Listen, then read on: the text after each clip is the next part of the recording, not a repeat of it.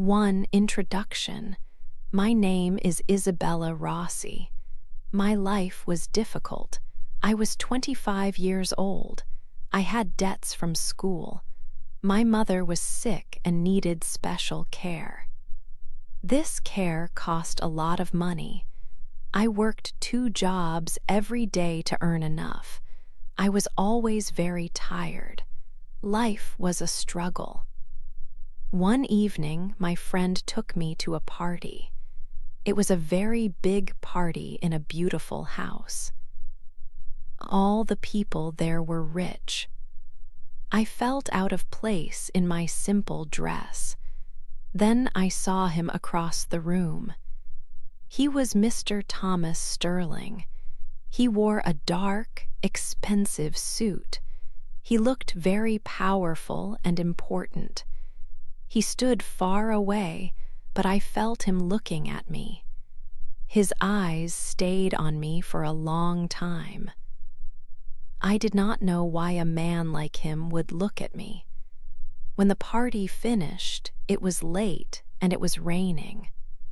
Mr. Sterling came to me. He asked, "Do you need a ride home?" I was very surprised. His car was a large, black, expensive car. I said yes because I needed to get home and it was raining hard. In his car, he was quiet. After some minutes, he asked, "Are you hungry?" He drove me to a very fancy restaurant. It was a place I could never go to by myself. The food was wonderful, but I was nervous sitting there with him. He did not talk much, but he watched me. After we ate, he looked at me with his cold, direct eyes. He said, "Isabella, I see that your life is hard. I am a rich man. I do not have family nearby.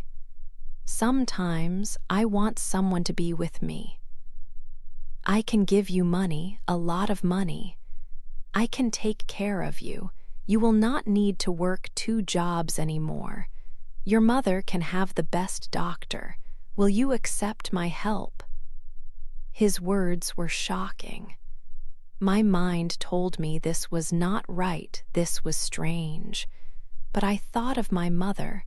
I thought of my hard life and all the bills. I looked at Mr. Sterling. He did not smile. He just waited. He was offering me a completely new life. It felt like a dream, but also very risky. It was a life with a rich man I did not know, a life that felt exciting and dangerous at the same time. I took a deep breath. I had to give him an answer. My decision would change everything. 2. A new life. I said yes to Mr. Sterling. I accepted his offer. My life changed very fast. One day I was working 2 jobs. The next day I was in his world. It was a world I did not know. It was full of money and luxury. He had a private plane. We flew to different cities. We stayed in big, beautiful hotels. He bought me many things: nice clothes, expensive shoes and jewelry, gold and diamonds. My old apartment felt very far away now. My new home was a very big house. Mr. Sterling told me the rules of this new life. He looked at me with his cold eyes. He said, "I want company, Isabella, not love. Be loyal to me, only to me. Do not ask about my business. My work is my work. It is not for you to know." Then he gave me a paper. It was a contract. It said I would live with him and be his companion. It said he would give me money every month. A lot of money. It also said I must not talk about our life to anyone. I read the words. My hand shook a little. I signed the paper. It felt strange. It felt like I was selling my time, maybe selling a part of myself. I told myself it was for my mother, for her health, for a better life for us both. It was only about the money. It was not about love. I tried very hard to believe this. Living with Mr. Sterling was not easy. He was often quiet. He was sometimes very cold. He did not show much emotion. But sometimes, just sometimes, he was kind. He would look at me in a way that was different, not like business. This made things confusing for me. I started to feel something for him. I did not know what it was. It was not the love you read about in books. It was complicated. He gave me everything I needed and more. But he kept a distance. He was a mystery to me, a rich, powerful man I lived with but did not truly know. His big house was beautiful, but sometimes it felt like a prison. I had everything, but I did not feel completely free. And my heart, the heart I told myself must not feel anything, started to beat faster when he was near. It felt wrong. I knew this kind of life was not normal, but I was here now, in his world, starting a new, strange life. 3. The first secret. I lived in Mr. Sterling's big house now. It was very quiet. One day I was in his study. This room had many books and old things. I was looking around. On his desk I saw a photo. It was a picture of a woman. She was very beautiful. Her hair was dark. She smiled in the picture. I thought, who is this woman? Was she his sister? His family? He told me he had no family here. He never talked about his past life. Later, I saw Mr. Sterling. I decided to ask him about the photo. Mr. Sterling, I said, who is the woman in the photo in your study? He stopped and looked at me. His face changed. It became very cold. His eyes were like ice. It is nothing, he said. His voice was hard. It is an old photo. It is not important. He quickly took the photo from the desk. He opened a drawer and put the photo inside. He did not want me to see it or ask about it. His reaction felt strange to me. Why was it nothing? Why did he hide it so fast? In the house, there was also the housekeeper. Her name was Mrs. Gable. She was an older woman. She worked for Mr. Sterling for many years. She did not talk much, but sometimes I saw a sad look in her eyes when she looked at me. One afternoon, I was in the kitchen with her. She was making tea. We were alone. She looked at me for a moment.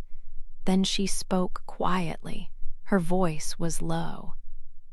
"Miss Isabella," she said, "please be careful in this house.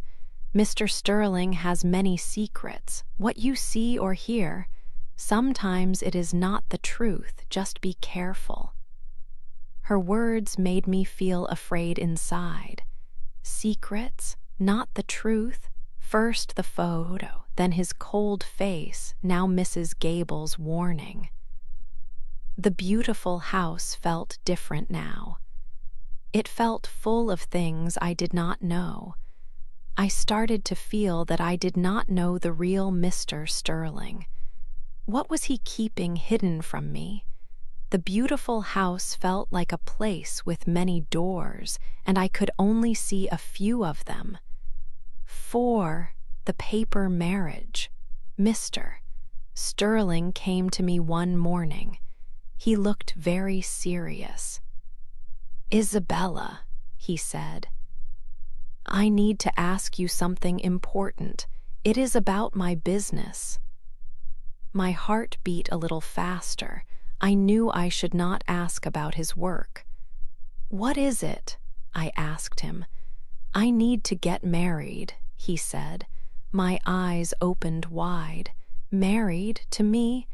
I remembered he said he did not want love, he just wanted company. "But you said," I started to speak. He stopped me. "It is not a real marriage, Isabella," he explained. "Not for love. It is for business only. I need a wife on paper for a new deal. It will help my company very much. It will be a marriage just on paper. Nothing between us will change. You will still live here. I will still give you money. You will be my wife only in name. Will you do this for me, for us?" A marriage just on paper. Not for love, only for his business. It felt very strange. It felt like another part of the contract I signed before. But this part felt bigger. He wanted me to be his wife in front of the law, even if it was not real between us. It felt like I was going deeper into his world, a place I might not be able to leave easily. I thought about the contract that changed everything. I was already living in his world. Maybe this was just the next step. The next thing I had to do because of our deal. It was not about feelings. It was about paper and business. "Yes," I said finally, "I will marry you on paper." The wedding was very small and quiet. There was no family there. No friends came. It was just Mr. Sterling and me. A lawyer was there, and Mrs. Gable was also present. I wore a beautiful white dress, but I did not feel like a bride. I felt like I was signing another paper, another important contract that tied me to him. My hand did not shake this time, but my heart did not feel happy. It was full of questions, full of doubt about everything we were doing. I married Mr. Thomas Sterling that day. My rich, mysterious man. Now, on paper, he was my husband, but I still did not truly know who he was inside. Life after the paper marriage felt strange. I was Mrs. Sterling now. Sometimes I went with him to different events. Many people were there. They looked at us. The young wife and the rich businessman. I smiled for them. I tried to look happy. But inside, I felt like I was acting in a play. It was not my real life. It was just a show for other people. I was his wife, but only on paper. And that felt very lonely. I wore beautiful clothes and smiled, but inside I felt empty. The marriage was fake, just like the smiles I gave to the people who watched us. I was Mrs. Sterling, but my heart felt like it did not belong to anyone, not even myself.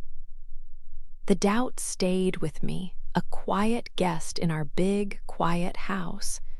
5. A painful truth. Life after the paper marriage felt strange. I was Mrs. Sterling now. I went with Mr. Sterling to some events. People looked at us. The young wife and the rich businessman.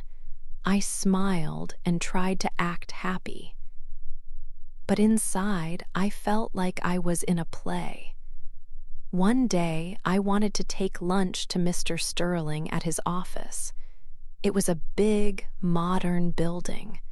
When I arrived, I heard a loud noise. A woman was shouting in the main room. She was very angry. "He promised me," she yelled. "He promised to marry me." I stopped walking. Who was this woman? Why was she shouting about Mr. Sterling? Then she saw me. Her face became redder. She pointed her finger at me. "You," she screamed. "You took my life. He was with me for many years. He promised me marriage, and you came and took everything." Her name was Clara. She was shouting about Mr. Sterling promising to marry her. This was the woman he was with before me. My head felt confused. He told me our marriage was only for business, just on paper. But he promised this woman a real marriage. Was I just a way for him to finish with her? Was I just a tool for his business or his games? I felt terrible, like I was not a person but a thing he used. I went home. I felt sick in my stomach. When Mr. Sterling came home, he was calm. He did not say anything about Clara. He acted like nothing happened at all. Later, I saw his phone. It was on the table. I looked at it. There were messages on it from other women. Simple messages like "thinking of you" or "call me." Were these women like Clara? Was he with other women now, even after marrying me? Even if our marriage was only on paper, it hurt me. I was supposed to be the only one part of our deal.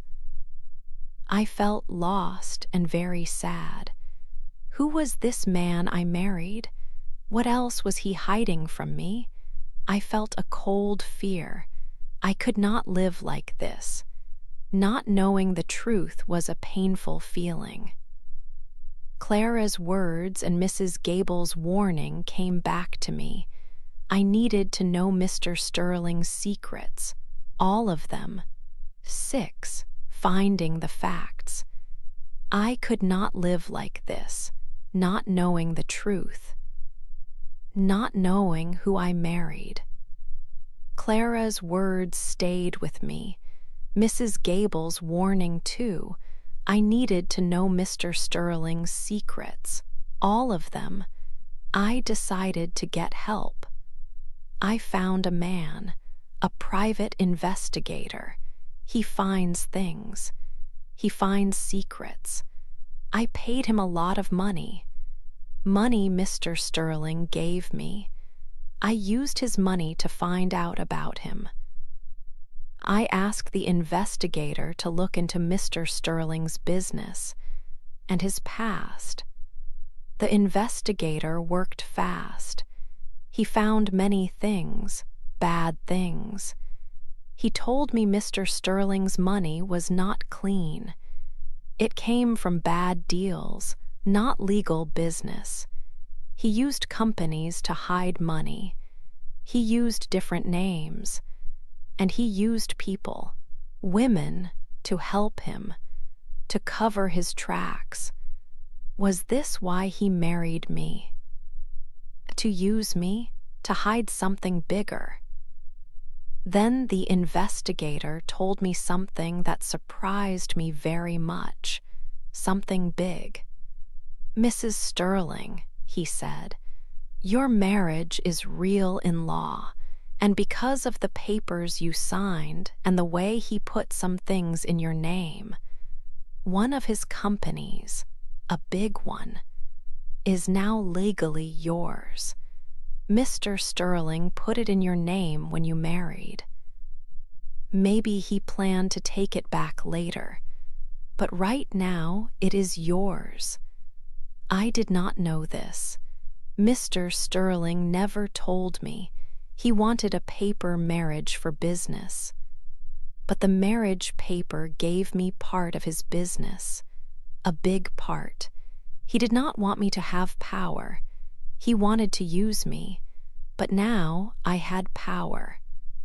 A power he never wanted me to have. I was not just a toy. I was not just a name on a paper.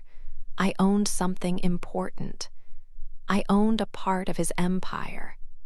Learning the truth was hard. Mr. Sterling was not just a rich, cold man. He was a dangerous man. His money was dirty. He used people. He used me. But he made a mistake. He gave me power. He did not know I knew. 7. A secret plan. I knew the truth now. Mr. Sterling was not a good man. His business was not clean. He used people like me, but he made a big mistake. When we married, he put one of his companies in my name. The law said it was mine. He did not want me to have power, but he gave it to me. I stopped feeling like a victim. I was not sad and afraid anymore. I decided to change. I decided to play his game, but I would play it my way now. In public, I acted like the perfect wife. I smiled at parties. I talked to his business friends. I held his arm. I looked happy and loving. People saw the rich man and his young, beautiful wife. Mr. Sterling liked this. He thought I was doing what he wanted. But in private, I was different. When I was alone in the big house, I worked. I studied the company that was mine. I read papers. I learned about his business. How did he make money? Who were his partners? What were his plans? I used the money he gave me to learn more. I hired people to help me understand the papers. I asked quiet questions to his partners when I saw them. I showed them I was not just a stupid wife. I was learning fast. Slowly, they started to trust me. They talked to me about the business. They did not know I was planning something. Mr. Sterling did not see the change in me. He thought I was still the girl he saved. He did not see that I was getting stronger. He did not know I was learning his world. I was making a secret plan, a plan to escape his life, a plan to take my power, a plan to win his game. I was not running away. I was getting ready to fight. 8, the last day, a year passed. It was the day of our anniversary, 1 year since the paper marriage. Mr. Sterling came home. He looked the same, but I was different. Inside, I was strong now. I had learned many things. I knew about his secrets, about his business, about the company he put in my name. He smiled a little. "Happy anniversary, Isabella," he said. I did not smile back. I looked at him. I was not afraid anymore. "Thomas," I said. I used his first name. He looked surprised. "I know," I said. His face changed. "You know what?" he asked. "I know about Clara," I said. "I know about the other women. I know about your business. It is not clean. I know about the companies. And I know about the one you put in my name when we married. The law says it is mine." He became very angry. His eyes were cold again, but now there was fear too. "How do you know this?" he shouted. I took papers from my bag. I put them on the table between us. "These are divorce papers," I said quietly. "I am leaving, and I am keeping the company. You made a mistake when you put it in my name. You wanted to use me for your business, but the marriage paper gave me power. You did not want me to have power, but now I do." He stood up. He was very red in the face. "You cannot do this," he yelled. "You are nothing. I gave you everything." "You gave me money," I said, "and I used that money to learn. I learned about your world. Your business, your power. I learned how to win. You thought I was just a quiet wife, but I was not." He looked at the divorce papers. He looked at me. He knew. He knew I was right about the company. He knew the law was on my side. He was furious, but he was legally beaten. He had all the money and power, but he had made a mistake that cost him. I did not say more. I turned and walked away. I walked out of the big house. I did not take any clothes or jewels. I left everything he gave me. I was not the girl who came here 1 year ago. I was a new woman, stronger, smarter, free. I walked into the night. I left Mr. Sterling and his secrets behind. I was free from his control. The company was mine. My name was Isabella Rossi. And I was finally free, powerful, and rich. It was the last day of my life with him, the first day of my new life.